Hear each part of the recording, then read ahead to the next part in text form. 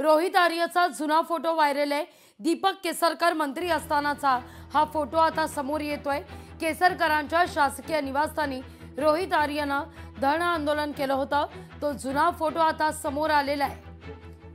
दीपक केसरकर तत्कालीन मंत्री होते।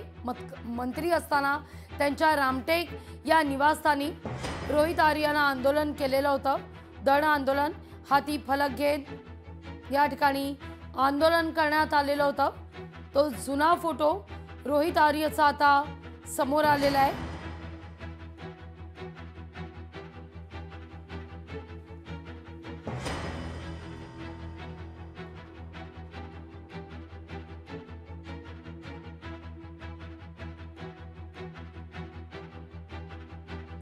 तर रोहित आर्यच्या तावडीतून 17 मुलांची सुखरूप सुटका झाली आहे। टॉयलेटच्या खिडकीतून पोलिसांनी इमारतीत प्रवेश केला। उंच शिडीचा वापर करून पोलीस खिडकीतून आत शिरले होते। तो आता फोटो देखील समोर येतोय। पोलिसांनी कशा पद्धतीने धैर्य दाखवत या 17 मुलांची सुखरूप सुटका केलेली आहे। आतमध्ये प्रवेश केल्यानंतर मात्र एपीआय अमोल वाघमारे आणि रोहित आर्य यांच्यात झटापटी झाली आणि त्याच दरम्यान एपीआय अमोल वाघमारे यांनी रोहित आर्यवर गोळी झाडली आहे।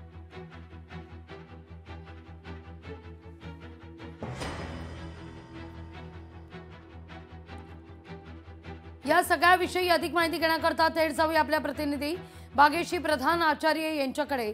भाग्यश्री, या सगळ्या प्रकरणी सकाळपासूनच फॉरेन्सिक टीम घटनास्थळी पोहोचलेली आहे। अनेक खुलासे अधिक हाती लागण्याची शक्यता वर्तवली जाते। अनेक पुरावे हाती लागू शकतात। सकाळपासून फॉरेन्सिक टीम त्या ठिकाणी दाखल झालेली असताना काय काय आतापर्यंत हाती लागलेलं आहे? आणखीन अधिकची काही टीम, फॉरेन्सिक टीमपैकी काही अधिकचे सदस्य त्या ठिकाणी दाखल होत असल्याची ही थेट दृश्य आपण या क्षणी पाहतोय।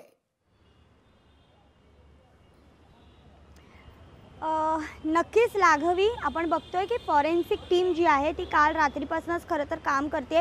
मुळात म्हणजे जो आर्य आहे त्याचा इथे एन्काउंटर झालेला आहे, त्यामुळे त्याचं जे काही ब्लड आहे त्याची टेस्टिंग, त्याचे रिपोर्ट्स घेणं असेल। या व्यतिरिक्त आपण जर बघितलं तर ज्वलनशील पदार्थ होते तिकडे। काही मुलं असं सांगतायत की बॉम्बसारखे दिसणारे काही पदार्थ होते, पिस्तूल होत्या, आणखीन काही गोष्टी ज्वलनशील तिथे सापडलेल्या आहेत। त्या सगळ्याचा जो चेकिंग आहे ते फॉरेन्सिक टीमकडनं करण्यात येते आणि आता आपण बघतोय की फॉरेन्सिक टीमचं काम अजूनही सुरू आहे। खरं तर ज्या मुली होत्या त्या आतमध्ये होत्या, आता त्या एक्सपर्ट मुली इथे गाडीजवळ काही कामानिमित्त आल्या होत्या आणि परत त्या आतमध्ये गेलेल्या आपल्या दृश्यांद्वारे आपण जी थेट दृश्य पाहिली ती त्याच्याद्वारे आपण बघितली। मात्र आत्ता जर आपण बघितलं तर अजूनही काम हे चालू आहे। काल दुपारपासून हे काम सुरू आहे, ते अद्यापही सुरू आहे। आपण एक फोटो जो आहे तो देखील प्रदर्शित केलेला आहे, ज्यामध्ये शिडी ठेवलेली दिसते आपल्याला त्या फोटोमध्ये। त्याचे व्हिडिओ देखील आहेत। त्या व्हिडिओमध्ये एक विंडो आहे, त्या विंडोमध्ये खरं तर जे काचा असतात विंडोच्या त्या काढण्यात आलेल्या आहेत आणि एक लोखंडी त्याला बॅरिकेड्स असतात ते देखील वाकवण्यात आलेलं आहे। आणि त्यानंतर तिकडनंच हे जे एपीआय अमोल वाघमारे ज्यांनी आर्यचा एन्काउंटर केला आहे ते आतमध्ये शिरले।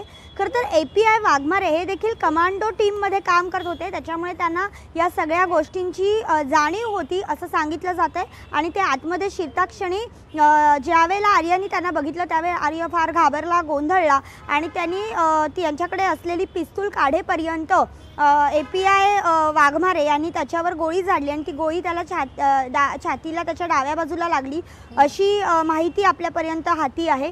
आत्ता जर बघितलं तर आर स्टुडिओ जो आहे, रा स्टुडिओ म्हणतात त्याला खरं तर, त्या स्टुडिओमध्ये ही सगळी पंचनामा सुरू आहे। एकीकडे जे-मध्ये त्याचा मृतदेह ठेवण्यात आलेला आहे। इतकंच नव्हे तर त्याचं जे आडनाव आहे आर्यचं ते देखील त्यांनी बदलल्याचं म्हटलं जातं आहे। होवळीकर असं त्याचं खरं तर त्याच्या वडिलांचं आडनाव आहे। ते आत्ता दोघंही आई वडील त्याचे दोघंही पुण्याला राहतात। ते ज्या सोसायटीत राहतात त्या सोसायटीच्या आजूबाजूचे लोक असं सांगतात की आम्ही याआधी रोहित आर्यला भेटलेलो आहे, बोललेलो आहे। ज्यावेळेला कोविड होता त्यावेळेला रोहित त्याच्या आईवडिलांची काळजी घेण्यासाठी तिथे येत होता असं देखील सांगितलं जातं। मात्र एकंदरीत जर बघितलं तर आत्ता जी रोहितची पत्नी आहे ती बँकेत कामाला आहे कोणत्याशा, ते देखील कळेल थोड्याच वेळात की नेमकी ती कोणत्या बँकेत कामाला आहे. मात्र ती पत्नी आता तो मृतदेह स्वीकारणार का? कारण ज्या वेळेला आंदोलनं सुरू होती त्यावेळेला देखील पुण्यामध्ये त्याला फीट आली होती. त्यावेळेला त्याची पत्नी अंजली नाव आहे खरं तर समोर येताना दिसत आहेत. तुम्ही जो उल्लेख केला आडनाव बदलण्यासंदर्भातला आणि त्याच्या आईवडिलांसंदर्भातला, तर पुण्यात त्याचे आईवडील आहेत अशी माहिती जेव्हा प्राप्त झाली, कुणकुण लागली, त्यावेळी आपण आपल्या प्रतिनिधीकडून या सगळ्याविषयी अपडेट घेण्याचा जेव्हा प्रयत्न केला तेव्हा असं कळतंय त्याचे पुण्यातले आईवडील मुंबईत आले असल्याची देखील माहिती आता कळते. अर्थात प्राथमिकदृष्ट्या ही माहिती प्राप्त होतीये. आणि त्याहून महत्त्वाचं म्हणजे आणखीन एक बाब, रोहित आर्यचा एक जुना फोटो व्हायरल झालेला आहे. दीपक केसरकर मंत्री असताना, तत्कालीन मंत्री असताना त्यांच्या रामटेक या निवासस्थानी रोहित आर्यनं हातात बॅनर घेऊन आंदोलन केल्याचा तो जुना फोटो आहे. नक्कीच लाघवी, पहिल्या मुद्द्यावर येते तुमच्या की त्याचे आई वडील मुंबईत आलेत का? तर तो रोहित आर्य जो होता तो आता पनवेलला शिफ्ट झाला आहे असं देखील माहिती मिळते की काही दिवसांपूर्वी तो पनवेलला देखील शिफ्ट झाला होता. त्यामुळे कदाचित त्याचे आई वडील आता पनवेलला असतील किंवा काल हे सगळं प्रकरण झाल्यानंतर ते इथे मुंबईत आले असतील. मात्र अद्यापही ते माध्यमांसमोर आलेले नाहीत. माध्यमं त्यांना शोधण्याचा प्रयत्न करतात. मात्र कोणत्याही पद्धतीत कोणत्याही आपल्याकडे खरं तर लोकशाही मराठीला त्याच्या मुलाचा नंबर देखील मिळालेला आहे. त्याच्या मुलाचं नाव पार्थ आर्य असं आहे. त्याच्या मुलाला देखील आपण सकाळपासून फोन लावण्याचा प्रयत्न करतोय, मात्र तो फोन उचलत नाही आहे आणि त्याचं कोणतीही जी घरच्यांची माहिती आहे, अपडेट आहे, ती आत्तापर्यंत हाती येत नाही आहे. मात्र असं असलं तरी आत्ता जर आपण बघितलं तर जो तुम्ही दुसरा मुद्दा उपस्थित केलात की तो दीपक केसरकर यांच्या घरासमोर जो रामटेक बंगला होता शासकीय, त्याच्या घरासमोर तो आंदोलन करताना तो नक्कीच तो 2 वर्षापासून पैशांसाठी झुंजतोय. जसं मी मगाशी म्हटलं की त्याच्यासाठी त्यांनी पुण्यात देखील एक आंदोलन केलं होतं. तिथे तो फीट येऊन पडला देखील होता. डॉक्टरांकडे त्याला घेऊन जाण्यात आलं होतं. तेव्हा देखील त्याची पत्नी तिकडे होती. अंजली नाव आहे त्याच्या पत्नीचं असं कळतंय प्रथमदर्शनी. तर त्या पत्नीने देखील तेव्हा आरोप केलेले होते की आमचे 2 कोटी रुपये देत नाही आहेत, कंत्राटदाराचे 2 कोटी रुपये थकवलेत, अशा पद्धतीचा तो आरोप होता. आणि हेच पैसे मागण्यासाठी सातत्याने आर्य तिकडे दीपक केसरकरांच्या रामटेक बंगल्यासमोर आंदोलन करत होता. शांततेत आंदोलन करत होता. बोर्ड आणले होते त्यांनी. ते बोर्ड त्याच्या हातात दिसतात. त्या फोटोमध्ये देखील आपण बघू शकतो की त्याच्या हातात ते बोर्ड आहेत. ते बोर्ड घेऊन तो आंदोलन करत होता. मात्र अचानक एकाएकी त्यांनी 17 मुलांना वेठीस धरलं. ही अत्यंत गंभीर बाब त्यांनी केली आणि त्यानंतर मुलांचे पालक घाबरले आणि या सगळ्यामध्ये त्याचा एन्काउंटर झाला आणि त्याचा आता मृत्यू झालेला आहे. मृतदेह जो आहे तो शवविच्छेदन करण्यासाठी जे रुग्णालयात नेण्यात आलेला आहे. त्यामुळे आता तिथे तरी त्याचे नातेवाईक येत आहेत का, हे पहिले गोष्ट बघणं महत्त्वाचं आहे. आणि दुसरी गोष्ट की कंत्राटदारांचे पैसे अगदी सकाळपासून फॉरेन्सिक टीम त्या ठिकाणी पोहोचलेली आहे. आतापर्यंत काय काय हाती लागलंय?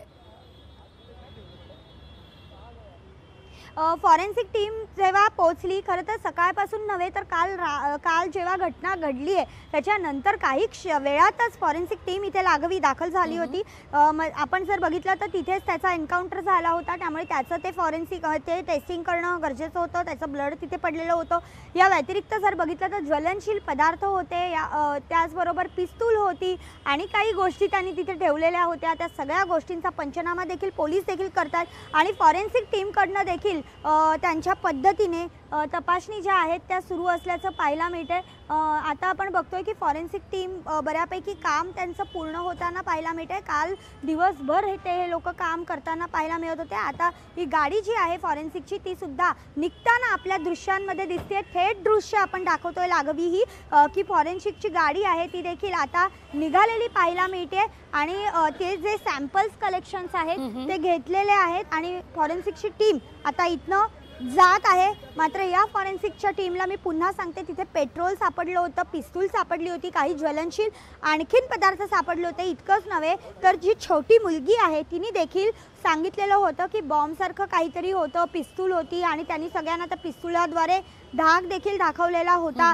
तर या सगळ्या गोष्टी ज्या आहेत त्या फॉरेन्सिक टीमने कदाचित घेतलेल्या आहेत. त्याचबरोबर त्यांनी ज्वलनशील पदार्थ जे आहेत ते नेमके काय आहेत ते देखील आता काही वेळात त्याची देखील अपडेट मिळेल. पण आता हे सगळं करून रात्रभर आपण बघतोय की रात्र झालेली, पूर्ण रात्रभर या लोकांनी काम केलंय, पोलिसांनी देखील त्यांचं काम केलंय आणि आता ही टीम जी आहे ती आता इथे निघण्याच्या तयारीत आहे. गाडी रेडी आहे, पूर्ण काम झालेलं असल्याचं पाहायला मिळतंय आणि कोणत्याही या क्षणी सगळ्या अधिकारी जे मुद्द्यावर आहेत काही ते प्रेस देखील येतील कॉन्फरन्स आणि होणार आहे का, काही पत्रकार परिषद होणार आहे का, अगदी शेवटचा सवाल.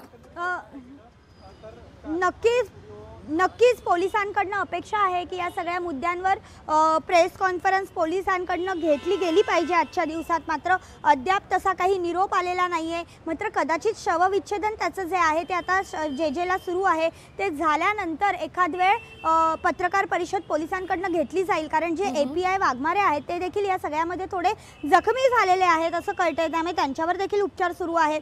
या व्यतिरिक्त जर आपण बघितलं तर सातत्याने दीपक केसरकर देखील त्यांचं स्टेटमेंट देत आहेत. मंत्रालयाकडनं देखील जो GR आहे तो जारी करण्यात आला होता, त्याला जे कॉन्ट्रॅक्ट दिलं होतं त्याचा, तो देखील सगळीकडे सोशल मीडियावर व्हायरल झाला आहे. त्याच्या आंदोलनांचे फोटो व्हायरल झालेत. इतकंच नव्हे तर त्याचे जे यूट्यूबचं चॅनल जो चालवत होता, अप्सरा मीडिया एंटरटेनमेंट नावाचं त्याचं यूट्यूबचं चॅनल होतं, त्या चॅनलचे देखील सगळे व्हिडिओ जे आहेत ते व्हायरल झालेले आहेत. त्यामुळे वेगवेगळ्या पद्धतीने वेगवेगळ्या अँगलने पोलिसांची तपासणी जी आहे ती लागवी सुरू आहे. फॉरेन्सिकची टीम मात्र आता इथनं निघालेली पाहायला मिळते. लागवी अगदी भाग्यश्री, तुर्तास धन्यवाद. तुम्ही दिलेल्या एकूणच सविस्तर माहिती करता तुमच्याकडून सातत्यानं या सगळ्या प्रकरणी अपडेट घेत राहू. लोकशाही मराठी ऐका, पहा, जागरूक रहा.